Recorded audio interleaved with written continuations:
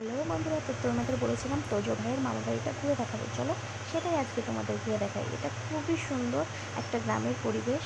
এই দেখো, এই পুকুরটা দেখতে পাচ্ছ, এটাও তোজো ভাইয়ের মামা বাড়ির পুকুর। আর এদিকে দেখতে পাচ্ছ মাটির দোতলা বাড়ি, প্লাস কত বড় উঠোন। দেখতে পাচ্ছ কত লোকজন, কেননা ওদের বাড়িতে পুরো চৈত্র মাসটা নিরামিষ খায়। তো তারপরে যখনই বৈশাখ মাস পড়ে, তো যেখানে যত আত্মীয় স্বজন আছে সকলকে নিমন্ত্রণ করে খাওয়ানো হয়। সেই জন্যই বাড়িতে এত আয়োজন, আর আমাদেরও নিমন্ত্রণ করা হয়েছে।